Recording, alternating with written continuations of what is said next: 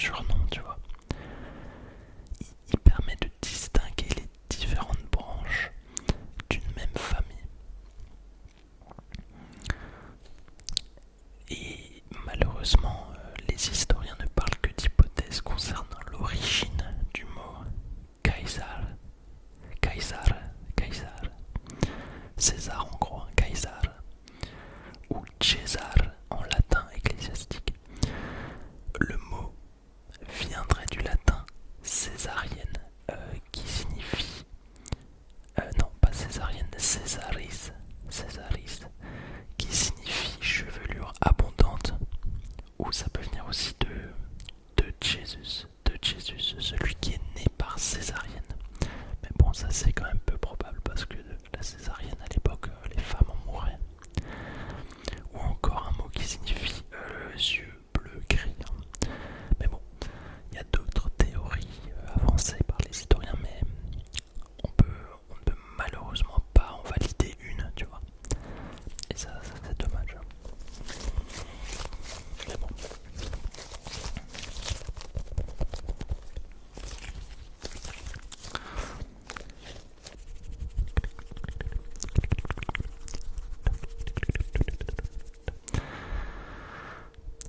Pendant l'enfance de Gaius Julius César, son oncle par alliance, Gaius Marius, qui a effectivement le même prénom, est déjà une figure très puissante. Marius est marié à Julia, la sœur du père de César, c'est donc sa tante. Et Marius est un général célèbre et un homme politique populaire. Vous savez, il fait partie des fameux populares, les défenseurs du peuple. Alors c'est pas vraiment un parti politique, hein, c'est plus une idéologie. Hein. Et justement, Marius entre en conflit avec Sulla. Alors, je sais même pas comment ça se dit, mais ça s'écrit S-U-2-L-A, Sulla, qui est chef du parti des Optimates. Ce sont les aristocrates conservateurs. La gangrène. Non, je plaisante.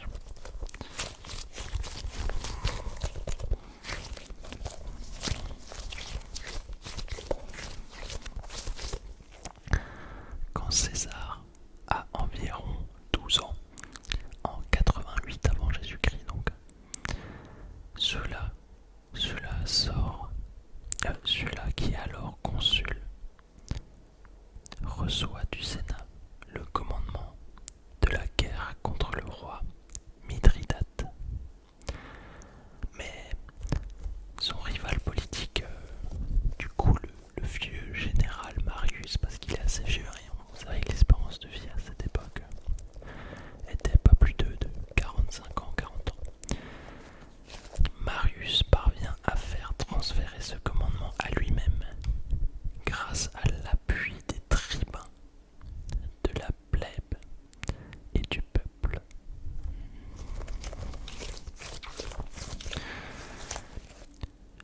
Alors là, celui-là, il est furieux et il commet un acte sans précédent. Il marche sur Rome avec ses légions et il viole le droit sacré en entrant armé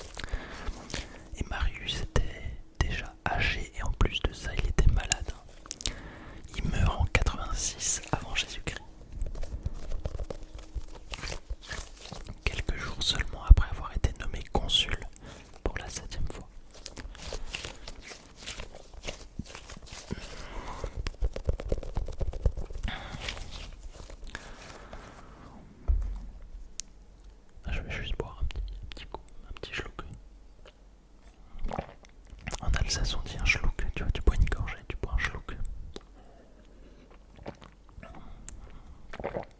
Voilà. C'est un truc que tout le monde dit ici, c'est trop bizarre.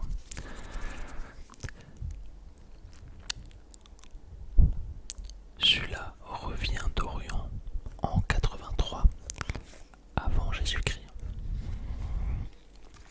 Victorieux en plus.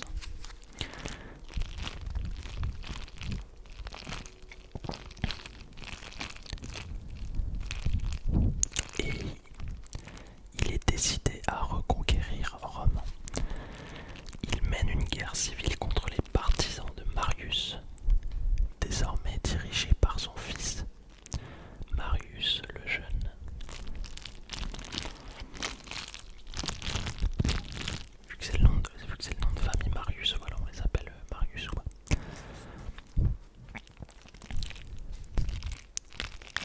En 82, avant Jésus-Christ, Sulla remporte la bataille décisive à la Porte Colline. Marius le Jeune se suicide et Sulla entre dans Rome en maître absolu.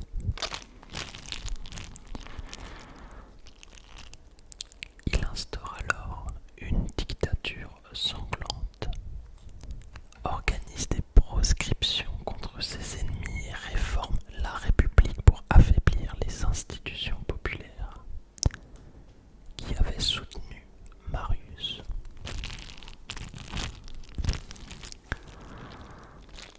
César, marié à Cornelia, la fille d'un ennemi de Sulla, refuse de divorcer. César aussi refuse. Sulla dit alors: il y a beaucoup de César en ce garçon, et à contre-cœur, Sulla lui épargne la vie. Vous savez que cette anecdote, elle est quand même véridique, elle est validée par les historiens.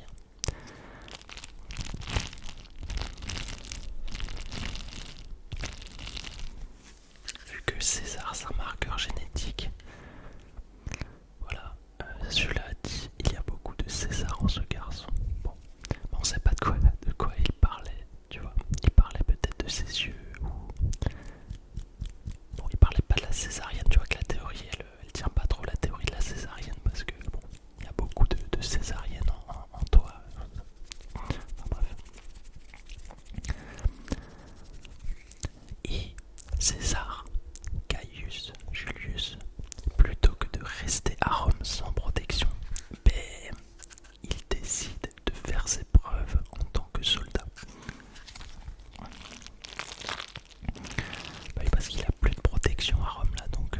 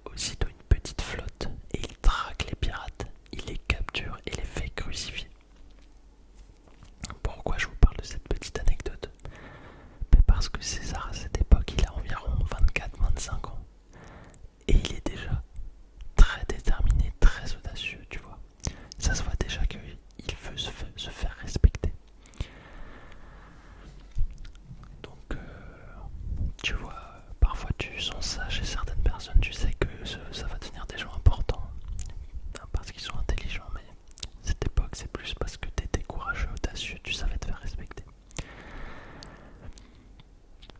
Il entame alors sa carrière politique après la mort de son épouse Cornelia et de sa tante Julia en 69 avant Jésus-Christ.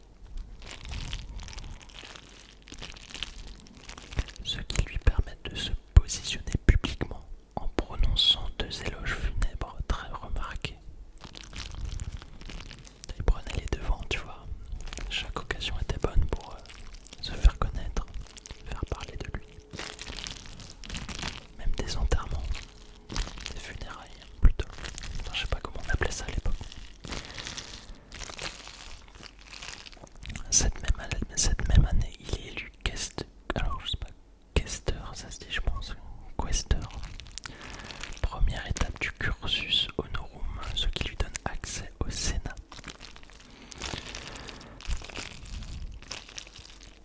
Il est ensuite envoyé en Hispanie ultérieure où il développe déjà des liens utiles et une première expérience administrative.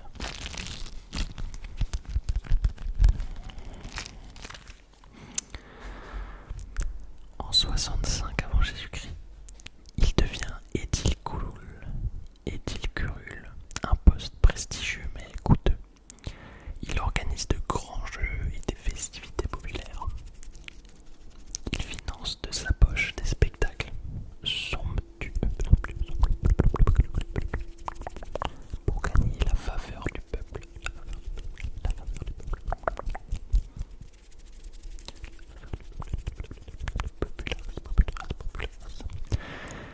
C'est à cette époque qu'il renforce son image de défenseur des traditions populaires, tout en se bâtissant une réputation d'homme ambitieux mais aussi généreux.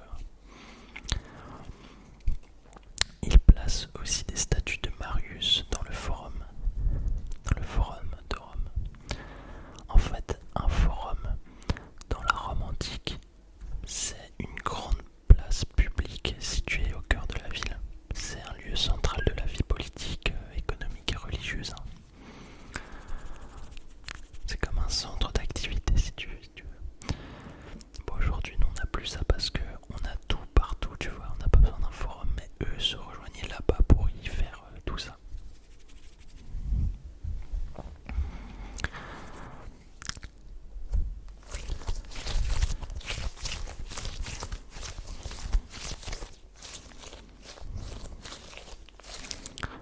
En 63 avant Jésus-Christ, malgré de puissants concurrents, il est élu grand pontife, Pontifex Maximus, chef de la religion romaine.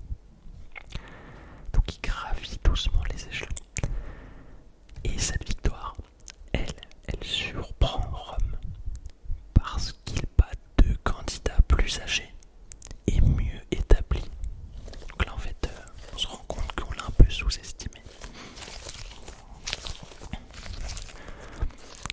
Le poste lui offre non seulement du prestige, mais aussi une résidence officielle au cœur de la ville et une grande influence sur la vie publique.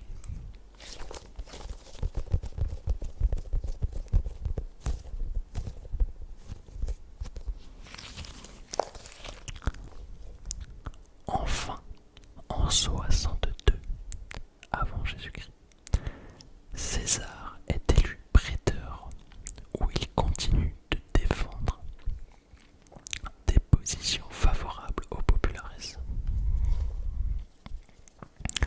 Et à la fin de son mandat, il part gouverner l'Hispanie ultérieure comme propréteur, où il mène une campagne militaire fructueuse qui renfloue ses finances et renforce sa légitimité militaire. Son ascension, il n'y a pas à dire, elle est méthodique, mais en plus de ça, elle est assez rapide.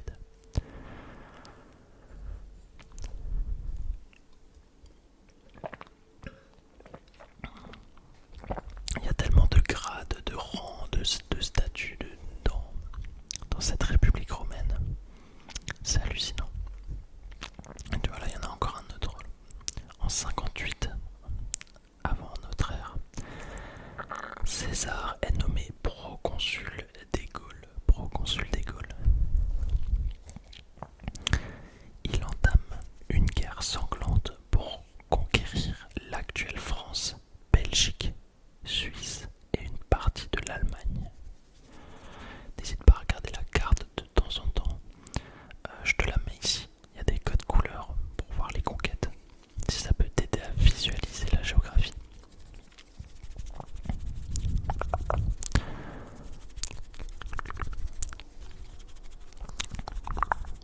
Mais si t'es dans la version courte, on va passer.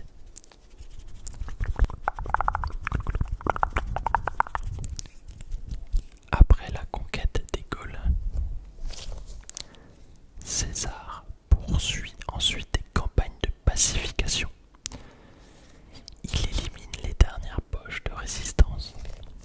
Il intègre les élites gauloises dans l'administration romaine et il développe leurs infrastructures.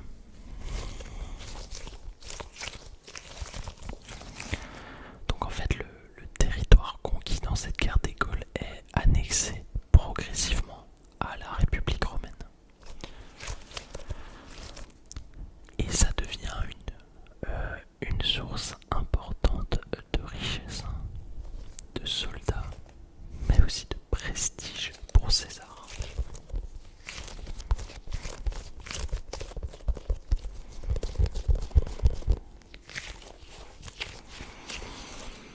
Mais toutefois, cette conquête,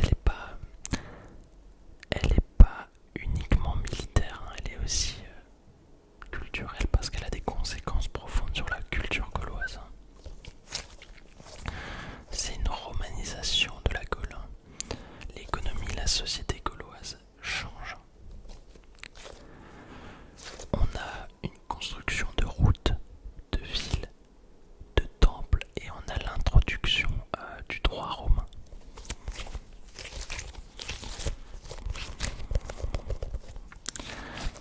Mais malgré ça, les Gaulois conservent quand même une part importante de leur identité, de leur langue et leurs coutumes, qui perdureront encore plusieurs siècles, bien sûr.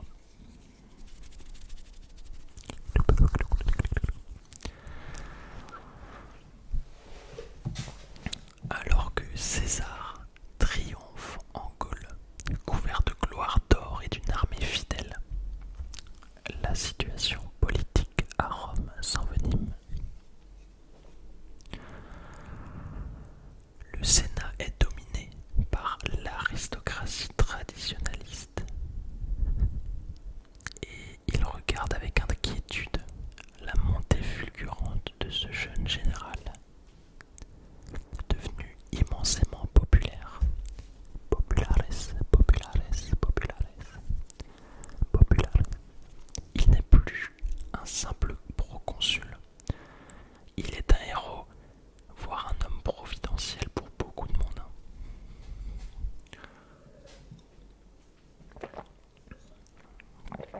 En fait, pour faire court, le Sénat craint que César, à son retour de Gaule, ne veuille se faire élire consul sans déposer son commandement militaire. C'est une violation des lois républicaines. Et César, de son côté, lui, sait qu'il risque la mise en accusation s'il revient à Rome comme simple citoyen. Il demande donc à conserver l'immunité d'un magistrat en postulant au consulat. Mais le Sénat refuse, bien sûr.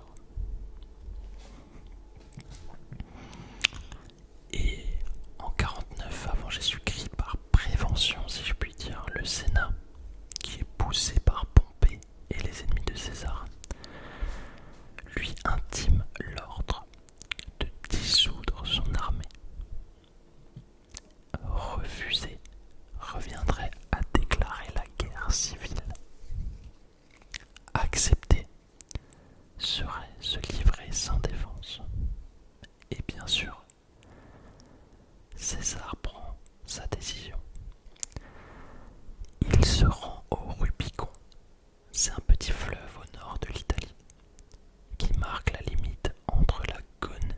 Cisalpine, donc son territoire légal, et l'Italie, interdite à tout général en armes.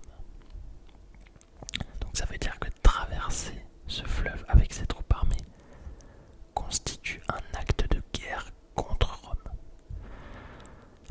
Et bien sûr, il finit par franchir le Rubicon à la tête de la 13e Légion, qui est son unité de confiance.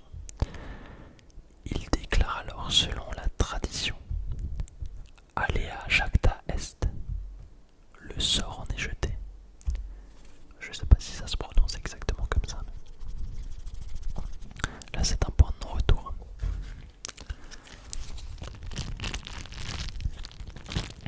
À cet instant, César déclenche plutôt la guerre civile. Il compte sur la rapidité, la surprise. Il ne marche pas directement contre le peuple romain, mais contre une élite qu'il juge corrompue et tyrannique. Il avance vers Rome avec une célérité foudroyante, presque sans résistance.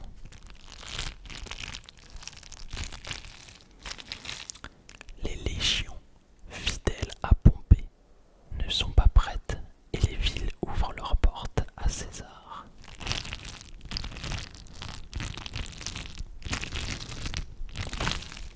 Alors Pompée va fuir Rome, accompagné de nombreux sénateurs vers le sud de l'Italie, puis vers la Grèce, où il compte lever une armée plus importante grâce aux provinces orientales.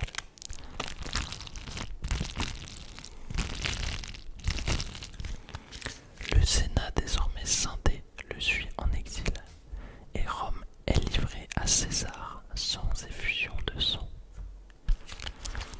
Mais César ne va pas s'arrêter là. Il poursuit Pompée jusqu'en Épire, puis l'affronte en 48 avant Jésus-Christ. Il a environ 52 ans. Lors de la fameuse bataille de Pharsale, et il y remporte une victoire décisive. Je ne veux pas rentrer dans les détails, sinon on en a pour 2 heures de vidéo. Je veux bien faire des vidéos longues, mais tu vois, faut pas abuser.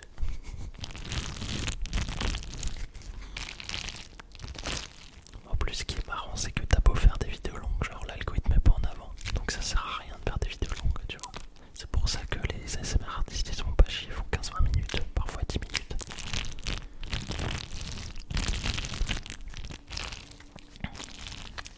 Donc en gros, César remporte une victoire et il va en finir avec Pompée.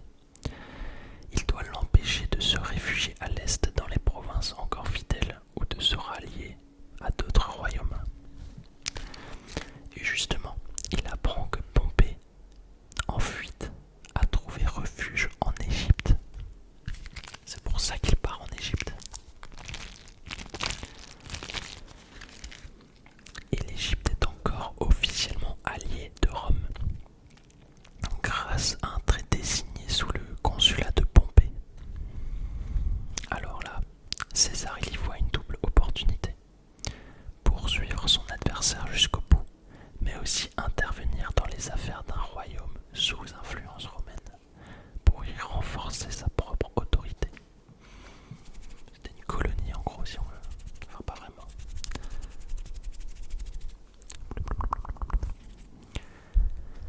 Quand César débarque à Alexandrie, il arrive dans une poudrière politique. Le jeune roi Ptolémée XIII, à peine âgé de 13 ou 14 ans, règne aux côtés de sa sœur aînée, Cléopâtre VII, selon les lois de succession des pharaons.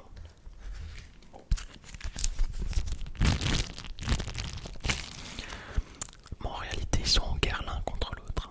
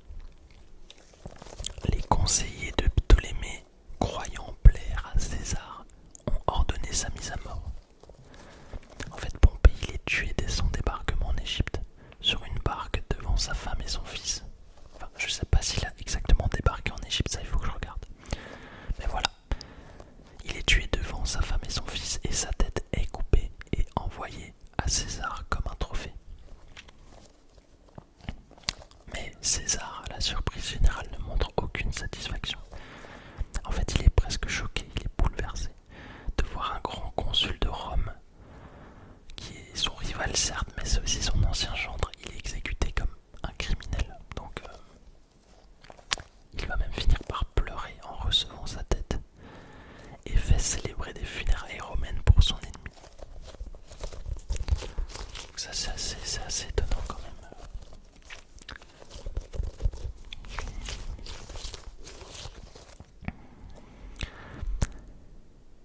Il décide alors de s'impliquer personnellement dans les affaires égyptiennes. Faut que je bois là, j'en peux plus. Oh, punaise, je parle beaucoup.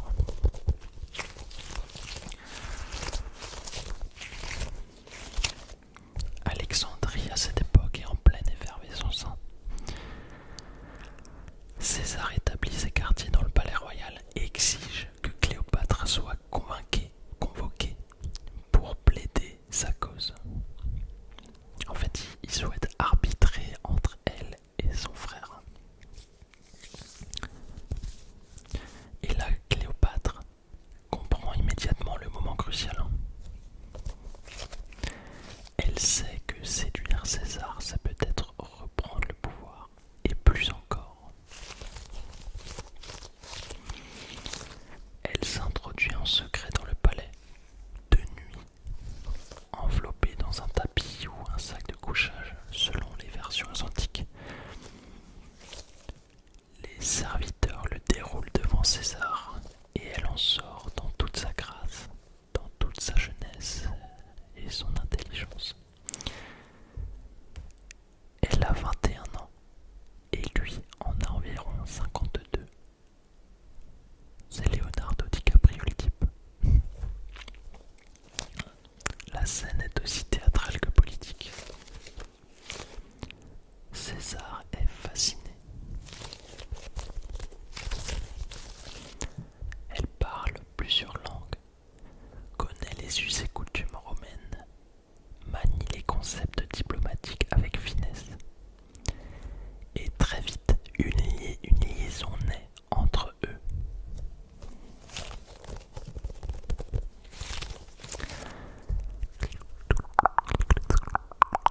Mais cette idylle provoque une crise. Le camp de Ptolémée XIII voit dans la présence de César un acte de trahison et une menace directe. Une guerre éclate dans Alexandrie même, où César se retrouve assiégé dans le palais royal avec une petite garnison. Il résiste, il organise la défense et fait incendier la flotte ennemie dans le port. Mais selon la légende, cet incendie détruit une partie de la fameuse bibliothèque d'Alexandrie. Des renforts arrivent alors de Syrie. César reprend le contrôle de la ville, bat les troupes de Ptolémée et fait installer Cléopâtre sur le trône aux côtés d'un autre de ses jeunes frères. Ptolémée XIII se noie dans le Nil en tentant de fuir. Donc Cléopâtre est désormais reine d'Égypte, restaurée par César, et Rome scelle son influence sur le royaume lagide. Mais ce n'est pas fini. César reste plusieurs mois à Alexandrie. Une relation passionnée s'installe. Cléopâtre tombe enceinte et donne naissance à un fils, Ptolémée XV, surnommé Césarion. Césarion, donc petit César.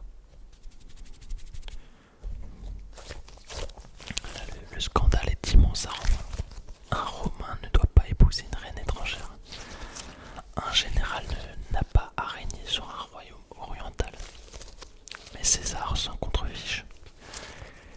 De toute façon, il a toujours suivi son propre destin. Donc quand il revient à Rome en 46 avant Jésus-Christ,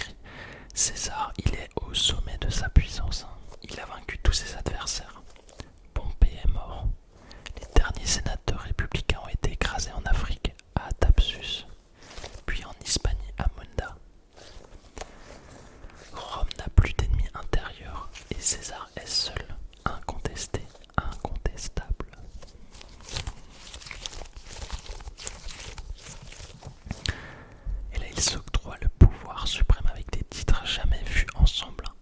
Il est nommé dictateur pour 10 ans, puis dictateur à vie en 44 avant Jésus-Christ.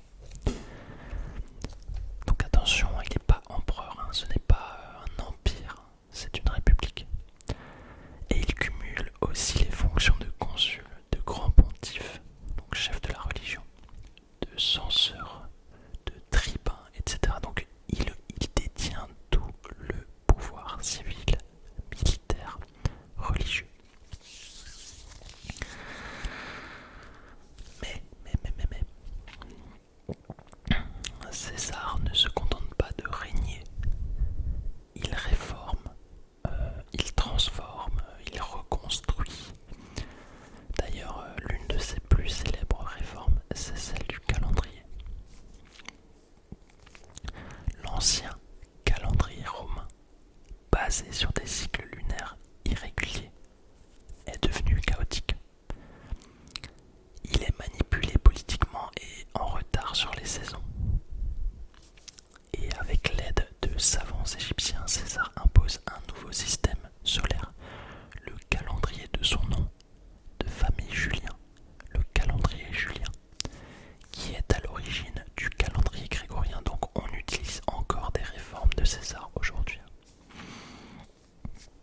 L'année compte désormais 365 jours, avec une journée supplémentaire tous les 4 ans, les fameuses années bissextiles.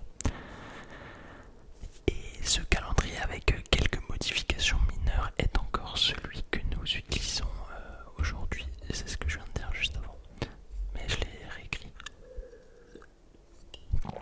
dans mon script sans faire exprès, excusez-moi.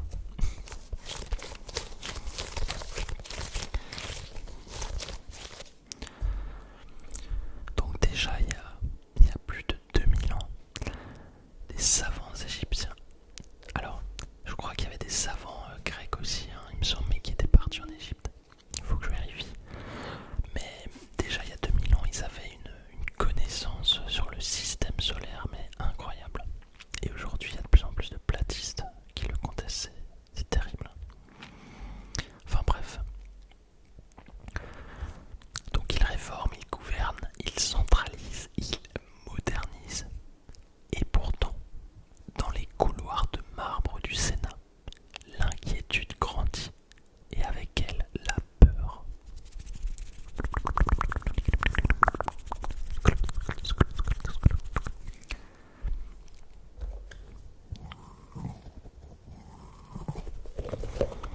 Certains sénateurs de vieilles familles républicaines vivent ces bouleversements comme un étouffement.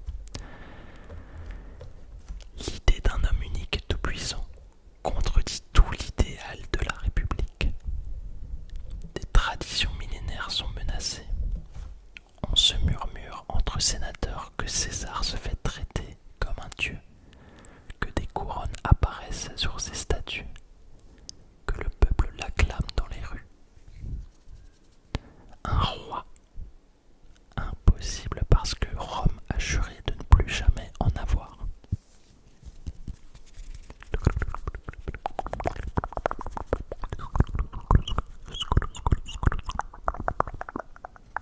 Alors naît une conjuration silencieuse et déterminée.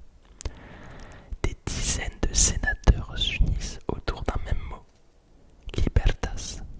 Parmi eux, des hommes que César a aidés, protégés, promus.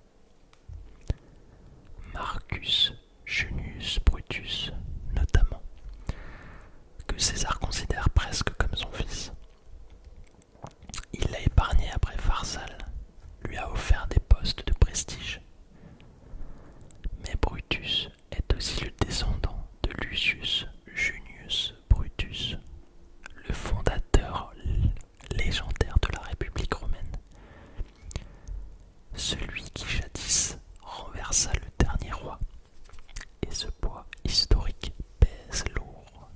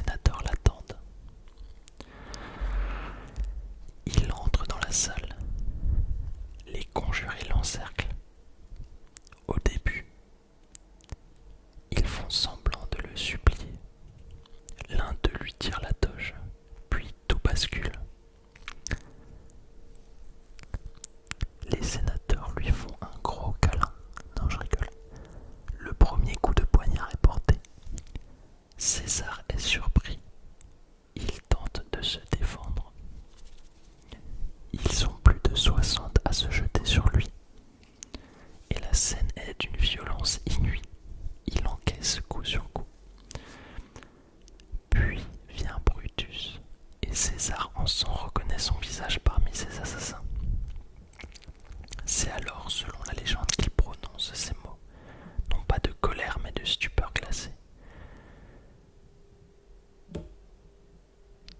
Tukuokwe, Filimi, toi aussi, mon fils.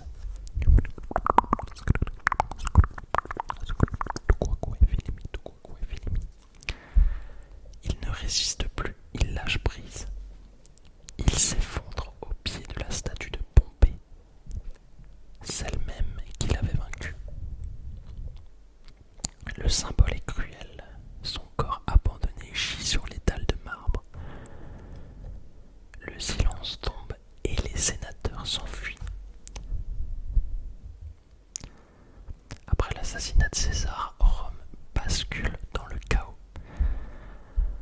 Le Sénat, qui pensait restaurer la République, perd très vite le contrôle des événements. Le peuple, loin de se réjouir, pleure son chef, son bienfaiteur. Marc-Antoine, consul et fidèle allié de César, saisit ce moment. Lors des funérailles publiques, il prononce un discours enflammé dans lequel il lit le testament de César. César lègue des sommes d'argent à chaque citoyen romain et fait don de ses jardins à la plèbe. En gros, la plèbe, c'est la classe populaire de la Rome antique, composée principalement des citoyens pauvres et moyens.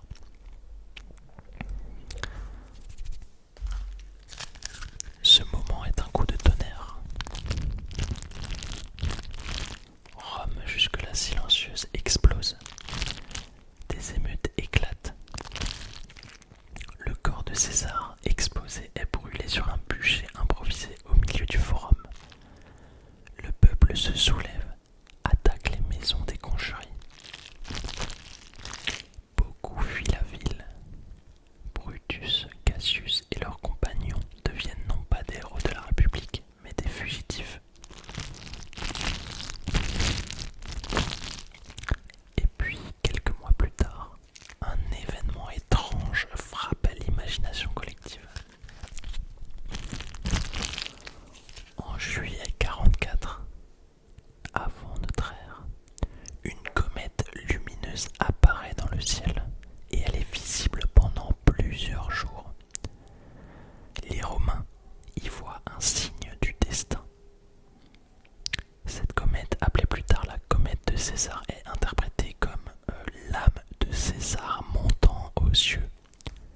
Et pour le peuple et les partisans, César est carrément devenu un dieu. Marc-Antoine, fin stratège politique, exploite le phénomène.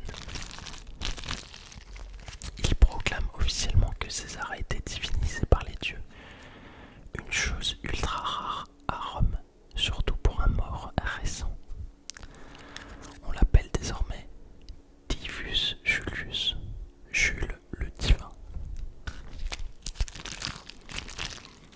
Ce culte posthume marque une étape capitale. C'est la première fois qu'un Romain devient une divinité officielle de l'État.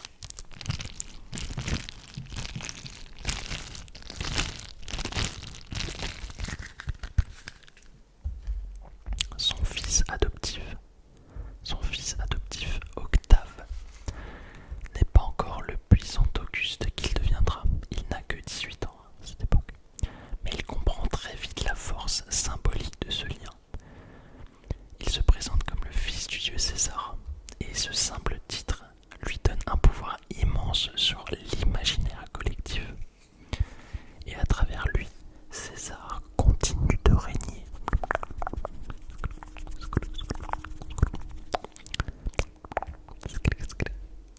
Bon, je vais te poser quelques questions et on va voir si tu as bien tout retenu. En quelle année naît Jules César? Bon, celle-là elle est facile.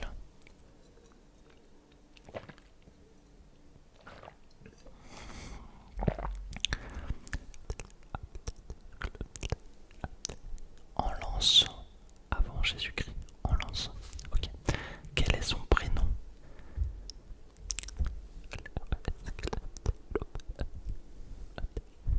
Ouais, c'est Gaius. Et quel est son nom de famille?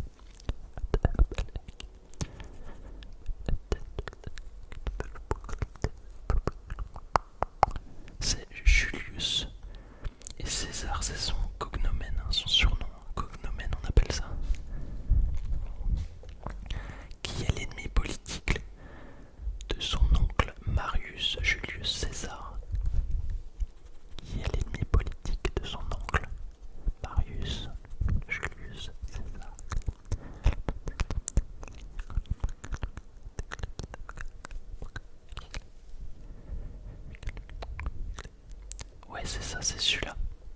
SU2LA. Vers l'an 80, Gaius Julius César quitte Rome et rejoint l'armée alors qu'il est encore jeune. Pourquoi? Pour quelle raison il rejoint l'armée et il quitte Rome? Je parle de César. Jules César.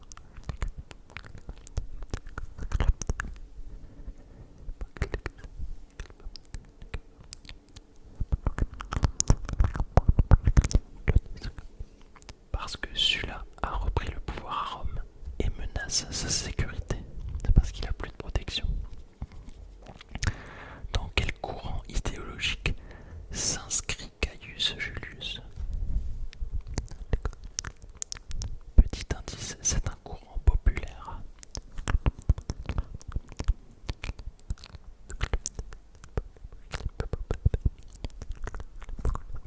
Ouais, c'est ça, les populares, bien joué. Comment appelle-t-on la campagne militaire dont César retire une immense gloire? En fait, c'est là où les campagnes militaires, si tu veux.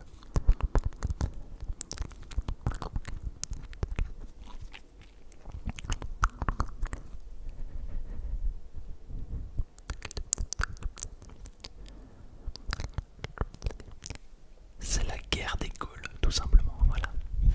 Jules César traverse le fleuve Rubicon et rompt alors officiellement avec l'autorité du Sénat, ce qui déclenche une guerre civile. Mais ça, c'était en quelle année, s'il te plaît?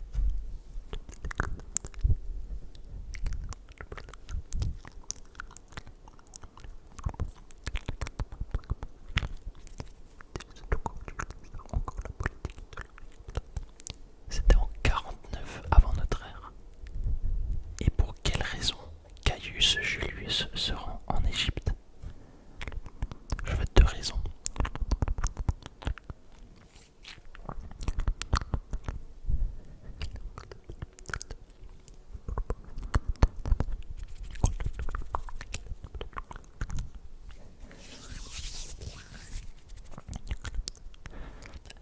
Déjà pour poursuivre Pompée, son ennemi, et deuxièmement, il y voit une occasion de renforcer son autorité